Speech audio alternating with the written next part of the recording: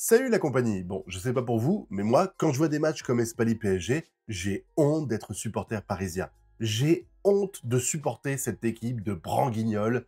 Et je me dis, mais vous, les joueurs, vous avez pas honte de puer la merde à ce point-là? Mais comment c'est possible de galérer comme ça face à une équipe qui est en National 3? National 3, c'est l'équivalent de la division 5, les gars. Et attention, hein, ils sont pas genre en train de survoler la National 3. Ils sont 12e sur 14. Ils sont avant-dernier. 12 matchs, 3 victoires. Ça veut dire qu'ils ont fait 9 matchs nuls, défaites. 5 défaites en tout. Et comment ça se fait que le Paris Saint-Germain, l'ogre Paris Saint-Germain, qui est là à dire, bon, on a 7 points d'avance en Ligue 1, oh, on gère tout, oh, bah, en Ligue des Champions, on va essayer de se démerder pour passer, pour passer les poules, parce que putain, c'est un miracle si on passe les poules. C'est un miracle si on passe les poules. Et là, tu te retrouves face à une équipe d'Espali, et putain, bah, elle mène 1-0. Et après, on met 2-1 et elle rattrape 2-2 tout de suite. Avec... Et en plus, on peut pas dire, alors je vais pas dire qu'ils ont été mauvais, parce que franchement, ils sont arrivés avec leurs armes, ils ont géré, ils étaient bloc bas et tout, ils ont assuré. Mais putain, mais qu'est-ce que nous, on a été mauvais, c'est incroyable. Là, sur les 11 joueurs qui étaient sur le terrain, je parle même pas des remplaçants, sur les 11 joueurs qui étaient sur le terrain, soyons clairs, Tedas n'a pas le niveau d'une division 5 française. Zaguet non plus, je sais pas pourquoi, avec lui et Mayoulou, je comprends pas pourquoi Enrique a insisté pour les garder. Taper, je sais pas qui c'était, mais franchement, on peut le laisser là où il était avant. Ça sert à rien de le mettre avec le Paris Saint-Germain. Il a pué la merde. Fabian Ruiz, qui est titulaire quasiment tous les matchs du Paris Saint-Germain. Putain, mais qu'est-ce qu'il a branlé dans ce match, mais quelle merde, quel étron. C'était une merde sur le terrain incroyable. Et puis, on peut le dire clairement, Barcola, Gonzalo Ramos et Doué, ils ont à peine le niveau pour jouer en National 3. Incroyable d'être aussi lamentable, il n'y a pas d'autre mot pour décrire ça. Alors, je me doute bien qu'ils ont pris le match à la légère en se disant « Oh, c'est une National 3, on va jouer gentiment, on va essayer de pas se blesser. » 1-0 au bout de 2 minutes de jeu, les gars. Et en plus, encore une fois, des erreurs défensives incroyables. Je reparlerai pas de Tenas pendant ce match, sinon ça va m'énerver. Mais qu'est-ce qu'il a été nul à chier? Qu'est-ce qu'il a été nul à chier? Ça sert à quoi d'avoir un troisième gardien comme ça? La prochaine fois, mais ça fait 9, hein, il est beaucoup plus rassurant. Putain, mais quelle honte, quelle honte! Et puis on peut en parler là, parce que la défense a pué la merde. Le deuxième but qu'on se prend, je mettrai peut-être une image, hein, mais waouh! Le marquage, les gars, le marquage! Le joueur d'Espali, il part tout seul à droite. T'as 3 défenseurs parisiens, ils sont là, se regardant, en disant « Oh putain, on fait quoi là ?» Mais putain, mais marquez vos putains de joueurs! On vous a pas appris ça quand vous aviez 12 ans et que vous jouiez au football?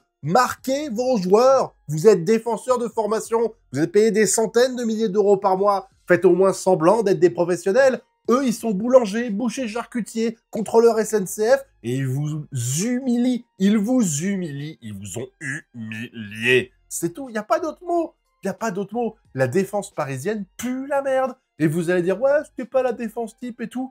Ok, on est d'accord. Mais il y avait quand même... Enfin, Hernandez, quoi. Après, il y a quand même Nuno Mendes qui est arrivé après. Enfin, voilà. C'est pas normal. C'est pas normal. Même si c'est le banc de touche, on est censé avoir des remplaçants de qualité. Je sais pas, on est censé essayer de jouer quelque chose, genre le championnat de France, genre jouer un peu correctement en C1, sans parler de la gagner, parce que maintenant j'ai plus d'espoir depuis des années. Mais merde! Mais merde! National 3, les gars! Division 5, putain! Non mais je sais pas. Je sais pas. Faites quelque chose. Et pareil, même s'ils jouent bloc bas, alors ça va pas être la faute des attaquants pour ça, en tout cas pour le placement, parce que ils ont fait des efforts pour se placer correctement, pour faire des bons appels en profondeur. Il y avait de l'idée, mais le milieu de terrain, mais qu'est-ce qu'il a galéré! Quand tu vois Fabian Ruiz qui préfère faire des passes en retrait plutôt que tenter quelque chose, on a 80% de possession de balle, je sais pas. Fais-en quelque chose de ces 80%, j'ai l'impression que c'est une passe à 10. Alors oui, on gagne à la passe à 10, c'est super, mais pour marquer un but, c'est galère. Là, Mayoulou, il a servi à rien. Soyons clairs, Mayoulou, il n'aurait pas été sur le terrain, j'aurais pas vu la différence. Heureusement, je trouve que Zaïre Emery n'a pas été trop mauvais. Il a été vachement utile. Et après, en deuxième mi-temps, bah, t'as quand même l'entrée de Vitinha et de Nuno Mendes, c'est comme s'il n'avait pas été là. J'ai l'impression que Nuno Mendes, il fait tout pour qu'on s'en batte les couilles qu'il soit là ou pas. Tu sais, genre, là, il est en train de négocier son contrat, il est en train de dire « Ouais, je veux être payé plus cher !» Bon, il a raison, il est payé des clopinettes par rapport aux autres joueurs du Paris Saint-Germain qui, eux, méritent pas autant, clairement, soyons d'accord. Mais par contre, il fait tout pour qu'on ne le regrette pas s'il part en fin de saison. C'est incroyable. Depuis quelques matchs, j'ai l'impression qu'il pue la merde. C'est incroyable. Et là, National 3, les gars. Il joue une National 3. Il n'arrive pas à défendre correctement. Il n'arrive pas à rattraper un joueur d'Espali qui court. Il n'arrive pas à marquer correctement son joueur qui part dans son dos. Waouh! On avait l'impression que le PSG, c'était eux, des fois. C'est incroyable, c'était eux la division 1 et nous la division 5. Putain! Non mais c'est fou de voir ça. Et après, bon, je vous dis, le milieu de terrain, en deuxième mi-temps, ça s'est un peu mieux passé. Un peu, hein, faut le dire vite. Hein. Et puis bon, après, l'attaque. Est-ce qu'on en parle, hein? Parce qu'à un moment donné, on va arrêter de nous faire le cinéma du « Ouais, mais on joue bloc bas en face, il y a 10 défenseurs face à nous, ouais, mais le gardien, il a fait le match de sa vie. » Bon, bah aussi, on les a aidés, quoi. On les a aidés. Quand tu vois, là, des essais de 1-2 qui sont lamentablement échoués face à une défense qui était un gruyère, des fois. Ils ont beau avoir 6 joueurs qui sont défensifs, ça n'empêche que tu passais. C'est pas le même niveau, donc forcément, c'est plus facile, et ils rataient. Tu vois des 1-2 qui partent dans le vide, tu vois des passes qui sont à 4 mètres du joueur, tu te demandes qu'est-ce qu'il visait, le mec qui fait la passe. C'était lamentable. Et les deux actions de Doué, là, celle où il est face au gardien tout seul et qui canarde, il vise le... Je sais pas, moi, il a cru qu'on était... C'est un terrain de rugby, donc il s'est dit, je vais mettre un essai, je sais pas. Il la met au-dessus, alors qu'il est seul devant le gardien, putain. Tu fais une petite louche et c'est gagné. Au moins, fais semblant, t'aurais fait une louche et tu l'aurais raté. J'aurais dit tant pis, mais là, tu bourrines comme un gros trou du cul. Évidemment, ça marche pas. Et puis après, quand il fait un tir, le gardien est limite pas placé. Il tire, bam, poteau. Je suis sûr que je t'aurais demandé de viser le poteau, tu l'aurais foiré. Tu l'aurais mis dans les buts. La prochaine fois, vise le poteau, au moins elle rentre, je sais pas. Oh là là, incroyable, quoi. Et pareil, Barcola, bon, bah, on va dire que Barcola, il a bien joué, parce que je crois qu'il fait une passe D et un but. Putain, mais heureusement qu'il joue bien. Un titulaire indiscutable qui joue face à une équipe de National 3, encore heureux qu'il fait un bon match. Et encore, bon match, faut le dire vite. Il a fait un match qui est limite OK pour une équipe de National 3. Non mais soyons clairs. Et Ramos, c'est pareil. Je veux dire, j'ai été le premier à défendre Ramos. Il a été transparent dans ce match. Heureusement qu'il met un penalty, putain. Hein? Je suis sûr que c'est par pitié que Luis Enrique lui a laissé. Parce que tu vois, Vitinha, il part pour faire le penalty. Et Luis Enrique lui dit, vas-y, non, mais laisse-le à Ramos. C'est vraiment, vas-y, tiens, j'ai pitié. Tu sais, c'est un clochard dans la rue. À qui tu fais, vas-y, tiens, je te donne une pièce de 50 centimes. C'est pareil, c'est la même chose. Franchement, mais lamentable. Lamentable. Il n'y a pas un compartiment de jeu qui était bon. À part Zaire Emery qui a fait le boulot pendant 90 minutes à peu près. Mais il était seul contre tous. Il était seul contre tous. C'est le seul joueur à avoir été à niveau face à une équipe comme ça. Putain, c'est incroyable d'être aussi mauvais. Incroyable. Non mais, je sais plus quoi dire, honnêtement. J'ai l'impression que le Paris Saint-Germain, en fait, vous savez, c'est comme Kenpachi pour ceux qui ont vu Bleach. Vous savez, Kenpachi, on apprend plus tard que quand il affronte un adversaire, pour qu'il y ait du challenge et que ce soit intéressant, il baisse son niveau. Et c'est pour ça qu'il galère face à des adversaires qui, normalement, il maîtrise. Et ben le Paris Saint-Germain, c'est pareil. Ils sont à ce niveau-là. Et quand ils affrontent Espali qui est à ce niveau-là, et ben ils se mettent juste là, un tout petit peu au-dessus. Et du coup, ils galèrent, mais ils finissent par gagner. Et on fait waouh! Oh là là, le match avait de l'enjeu. Merci pour l'entertainment, PSG. C'est vraiment sympa de votre part de régresser de niveau histoire d'être, de donner du challenge et de pas gagner 8-0. Hein. Par contre, c'est sûr que quand t'es là et que City est là, par contre, City, eux, ils vont pas baisser à ce niveau-là. Et pareil, ils vont pas monter là, hein, clairement. Ça va être une tôle. On va se manger une tôle. Soyons clairs. Ça ne va pas du tout au Paris Saint-Germain. Et ce match-là, les gens vont dire « Ouais, mais non, mais il y avait la moitié de l'équipe, c'était pas la bonne et tout ça. » On est d'accord, mais l'autre moitié, elle était là. Les 3 attaquants qui étaient là, me dites pas que c'est des remplaçants. Barcola, Doué, Ramos. On est d'accord, mais ils jouent quasiment à tous les matchs. Ils sont présents et à tous les matchs, ils rentrent en jeu au moins. Barcola est titulaire quasiment tous les matchs. Zaire Emery était là et c'est le seul à avoir tenu la baraque. Hernandez, bon, il revient de blessure, on est d'accord, mais normalement, il est censé être bon, voilà. Tu peux pas dire que c'était l'équipe bis qui était là. C'était pas l'équipe bis, c'était la moitié à la rigueur. Et encore, quand tu commences la deuxième mi-temps, t'as Nuno Mendes et Vitinha en plus sur le terrain. Donc non, t'es à la moitié de l'équipe qui est titulaire indiscutable, limite, quoi. Oh, mais il n'y a plus rien à sauver. Il n'y a plus rien à sauver. Il y a des erreurs partout.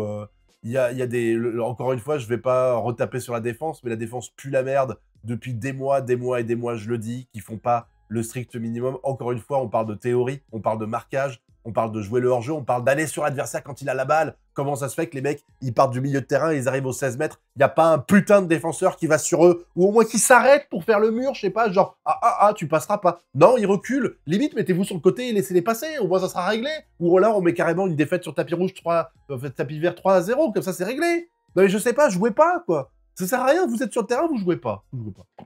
Voilà, vous avez peur du ballon.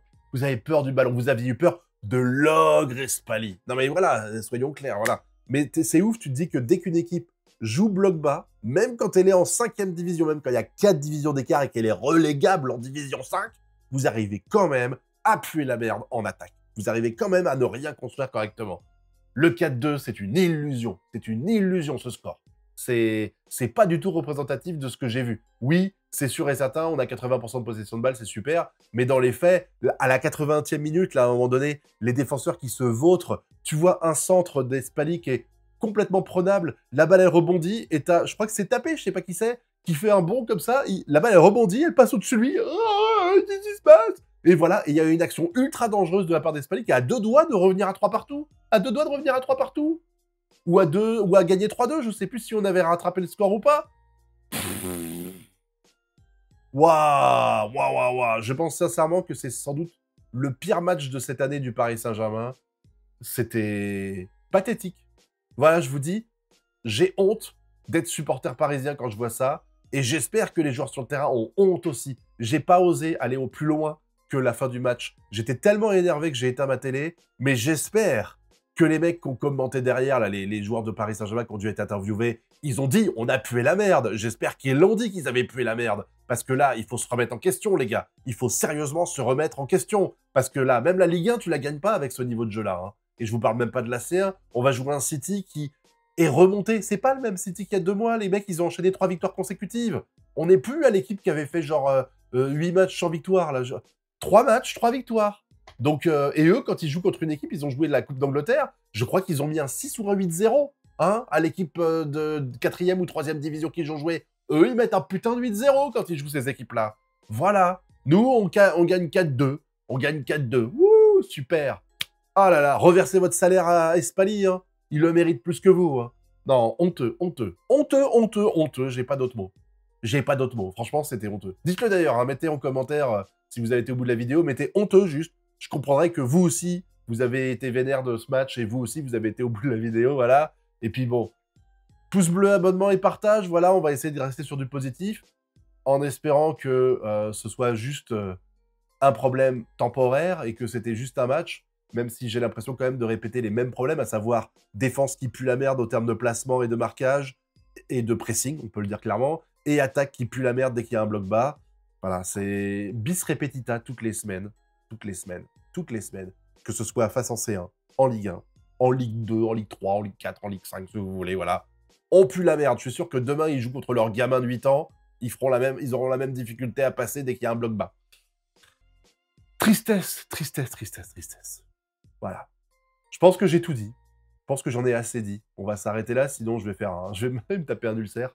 Voilà, merci à tous d'avoir regardé jusqu'au bout la vidéo. Et puis on se retrouve bientôt dans une meilleure ambiance, hein, avec plus de joie et d'allégresse. Hein, espérons-le, croisons les doigts, même si honnêtement j'ai plus d'espoir pour cette saison. Je pense qu'elle va très vite être gâchée. Voilà. Tchuss!